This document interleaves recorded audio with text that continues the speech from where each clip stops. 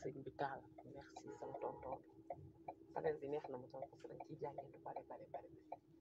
alors déglu naa la ma bëggoon tamit yokku rek moo tax ma ne xaaral ma laaj la pour ma gën a xam wala tamit sama xel yi ci sama xel bi gën a leer c'est vrai que man histoire laa doon wax je parlais par rapport à l'histoire c'est-à-dire enseigner histoire xam-xamu réew mi cosaanu réew mi jaar-jaaru réew mi teel ko jàngal ndaw ñi ci dès le bas âge maanaam à la maternelle maintenant yow beneen concept nga dugal mooy laïcité lu ma la mën a nangul la dëgg la laïcité dans un pays à forte dominante musulmane population bi macha allah bu ñu nee plus de 80% ou 95 90% je sais plus musulman lañ léegi dama bëggoon xam bu fekkoonte ne tey projet de loi teg nañ ko pour dindi fi laïcité effectivement nga ne depuis 1959 la constitution de la nouvelle assemblée nationale donc ci lañ ko assemblée ci lañ ko si lañu ko mooñ ci constitution bi boobu ba léegi ñu ngi koy doxal parce que bu dee li may xalaat dëgg la laïcité moom bokk booloo réew mi bokkuñu diine mu am yeneen façon diine yu dul islam moo ko waral maanaam ñu bokk war a dund ku ci nekk war a mën a dund sa diine te loolu defe naa su ma juumul lakkum diinukum bi wala yaddu wala yaddin bi wax na ko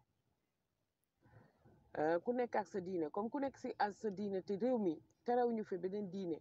te du c'est pas un pays essentiellement islamique ci naka sama question ngi doog a ñëw ci naka buñ fi dindee laïcité naka la ñuy def ba mën a assurer ñeneen ñi nga xamante ne bokkuñu ak ñoom religion muy diine islam peut-être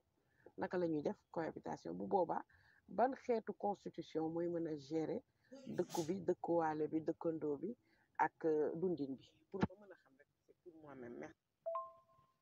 asalaamaaleykum Adja yaayu Bas jërëjëf ci sa participation ci question bi débat bi mais yow trouvé nga la solution ba pare sax parce que da nga ne lakkum diine kumba di tii loolu mooy solution bi ku nekk na dund diine loolu ba ko yàlla subhanahu wa taala waxee bu fekkoon ne autres yi appliqué nañ ko problème du am mais nañ jël le cas spécifique du Sénégal est-ce que ñun en tant que musulman est-ce que bàyyi nañu ñu dund suñu diine conformément à nos lois aux lois islamiques ah parce que Sénégal dañoo tronqué diine ji ndax dañuy bëgg a yemale diine ci julli ci jàkk ja mbaa woor mbaa dem aji màkk et cetera non il y a un pilier fondamental et c'est le premier pilier ashhadu an la ilaha illallah loolu premier pilier bi ah mais premier pilier moom mooy il n'y a de pouvoir que le pouvoir de Dieu. Pouvoir de quoi? Pouvoir de régenter, pouvoir de gérer, pouvoir de juger. te yàlla waxaat na ci biir xam ne auzu billahi mina shaytaani rajiim bismillahi rahmaani rahiim wa man lam yaxkum bima anzala Allah fa ulaa'ika humul kaafiruun fa ulaa'ika humul zaalimuun fa ulaa'ika humul faasiquun mu ne quiconque ne juge pas d'après ce que Dieu a fait descendre, eh bien voilà les mécréants, les pervers, les prédicateurs. képp koy atte woo ci li yàlla wax ci yéefar ga la yàlla wax yéefar ga yàlla waxoon iblis ba mu ne iblis su jootalal aadama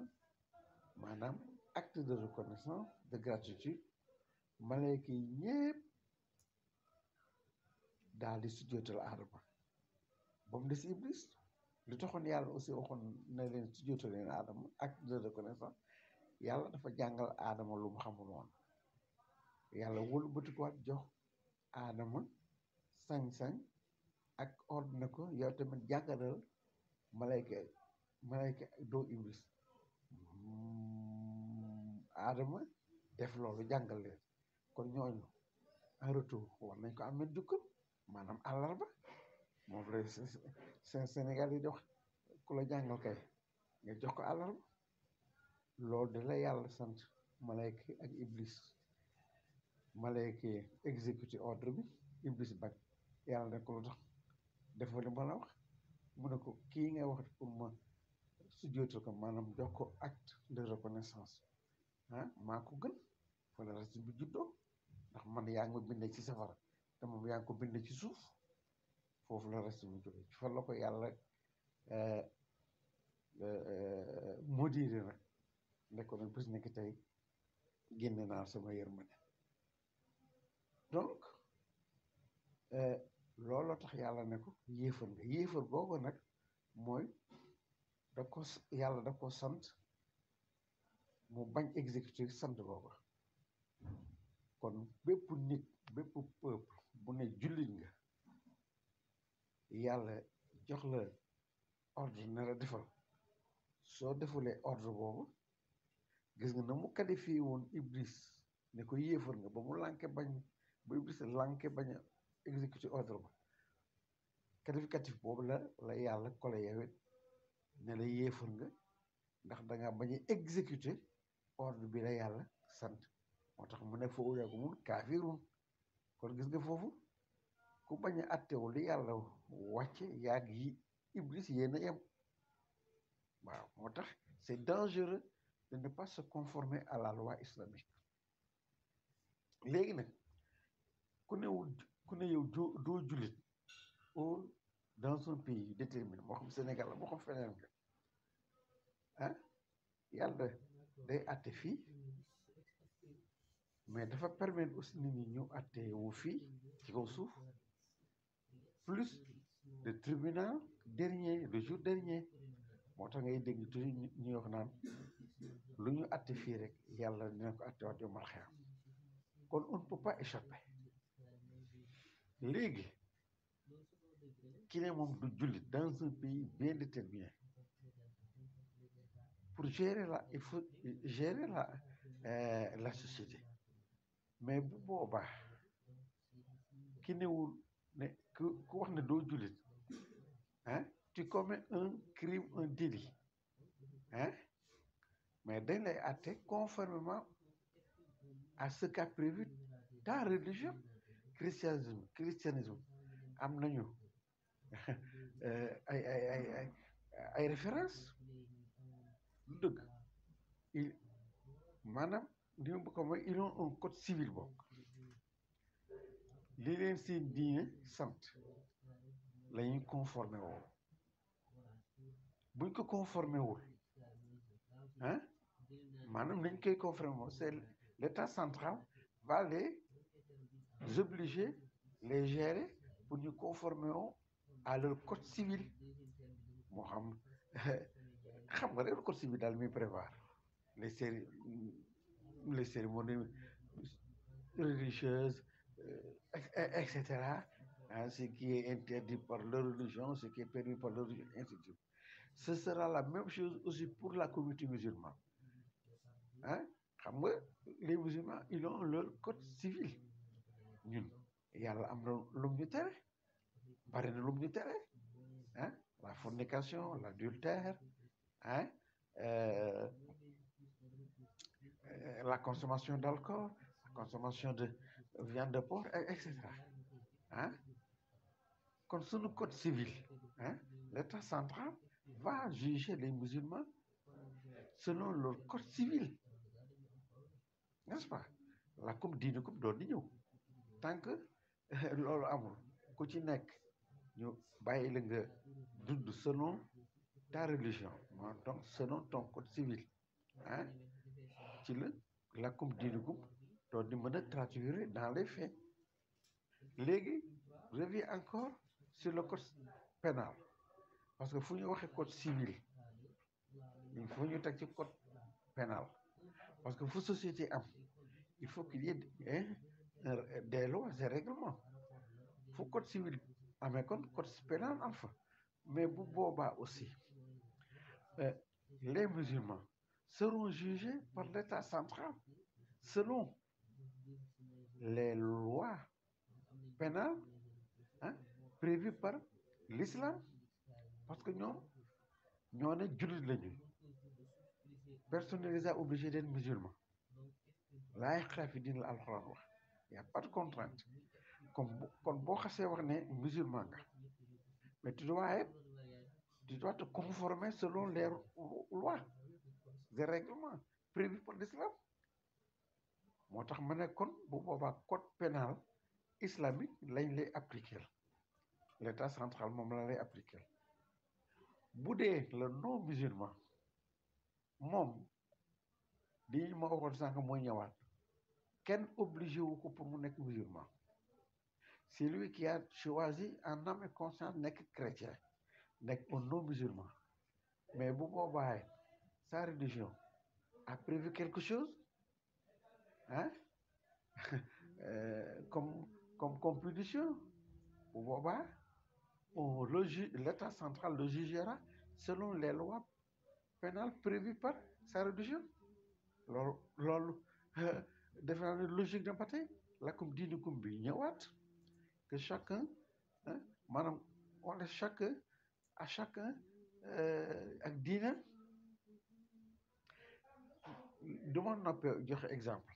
la République islamique d'Iran mais il n'y a pas que des musulmans en Iran il y a toutes les religions là-bas ba ci sax les zoroastriens maanaam ñi nga xam ne gëmuñu dara mais à l'Assemblée nationale même iranienne de la République islamique d'Iran toutes les religions tous les comités religieux sont représentés là-bas au prorata les musulmans les députés musulmans sont là-bas pour la communauté musulmane les députés chrétiens sont là-bas pour la communauté chrétienne les députés juifs sont là-bas pour la communauté juive la communauté enfin ceux qui ne croient rien des animistes ou bien je sais pas des nihilistes etc ñooñu tamit ils ont un député enfin des députés qui les représentent là-bas ma teg ci ne est-ce que mos nga dégg depuis 50 ans qu'existe la République islamique d'Iran mos nga fa dégg une guerre interreligieuse entre musulmans et chrétiens ou bien entre musulmans et juifs ou bien entre chrétiens et non musulmans enfin entre musulmans et non musulmans mosul am et pourtant les lois s'inspirent sur les livres révélés par Dieu Al-Quran Injil Tawrat etc mosoo fa dégg une guerre interreligieuse Occident yi dañuy bañ Iran yëpp mosuñ wax te xam nga loolu bu amoon les médias occidentaux wax nañ ko bu yàgg ndax Iran rek la ñuy bañ dañ ko diaboliser tout le temps mais comme que mosuñoo gis lu mel noonu amu fa mënuñoo wax lu amul mënuñ leen tuumaal te foofu c'est exactement aussi la même chose dans d'autres pays dans d'autres républiques musulmanes de l'Asie li ma bëgg a wax rek pour conclure daal laïcité l'État ñoom nee nañu xam nga c'est une pensée humaine ñi ko créé nee nañu c'est le seul moyen qui peut gérer ou bien qui peut régenter la société pour amener une paix sociale un équilibre social etc mais loolu comme que laïcité idée humaine la prévoir na loolu mën na loolu mais imaginer nag yàlla subhanahu wa taala mi nga xam ne moo créé nit kooku ou bien nit ñooñu ñi inventé laïcité l'État yàlla subhanahu wa taala en tant que donc créateur de l'homme war na mën a capable moom it mettre un système d'équilibre bu mën a créer un équilibre social dans une société maanaam kon li ma bëgg a wax mooy le Coran prévoit un système qui peut gérer une société multiconfessionnelle te pourtant pays yi woote sax laïcité ñaata yoon combien de fois nga fay dégg des guerres interreligieuses jël l'exemple de l'Iran Irlande du Nord chrétien catholique ñaata yoon lañ fay xeex maanaam protestant contre catholique en Irlande combien de fois mën naa yem foofu pour bañ a gën a guddal maanaam li mu bëgg a wax daal mooy diine ju nekk am nga un code civil pénal mais bu boobaa l'état central se basera sur la croyance de l'individu ou bien de l'accusé bu boobaa ñu atte ko selon les lois des règlements prévus par sa religion foofu rek la lakkum diine ku mën a traduire dans les faits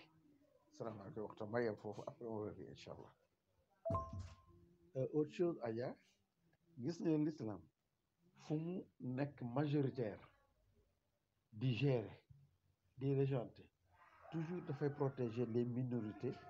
religieuses dans un état islamique dans une république islamique toujours les minorités religieuses sont protégées par l'état central moom l'islam di tudde ahlu zimma maanaam les gens protégés donc fii Sénégal bu fi loi islamique doon dox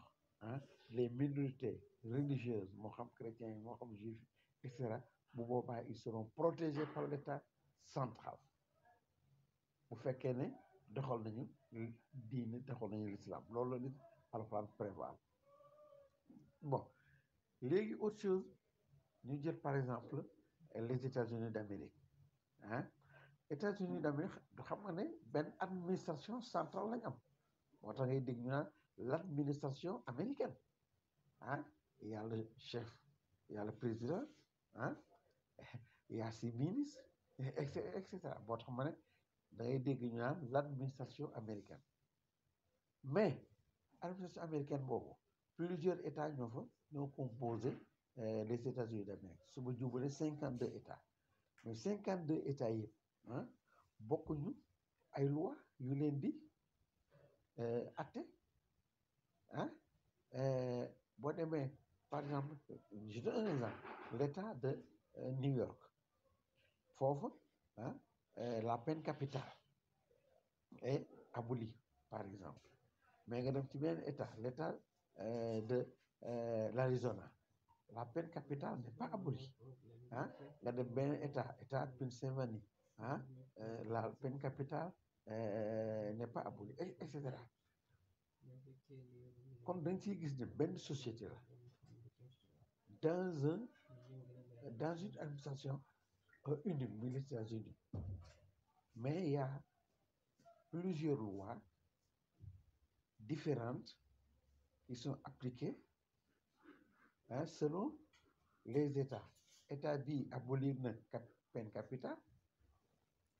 mais état beneen ba moom abolir ko ñoo ko fait exécuter kon nañ ciy dégg ne une société peut être régie par plusieurs lois différentes loolu nag occidentaux yi nangul ko les Américains pourquoi ñu koy bañal l'islam maanaam li mu bëgg a wax foofu mooy l'islam ou bien dans un pays multiconfessionnel plusieurs lois différentes peuvent être appliquées nga jël exemple waaw déjà loolu rek exemple ko waaw kon li ñuy bañal la loi islamique lu tax ñu koy nangul les lois laïques aux États-Unis loolu tamit lu jar a taxaw seetlu la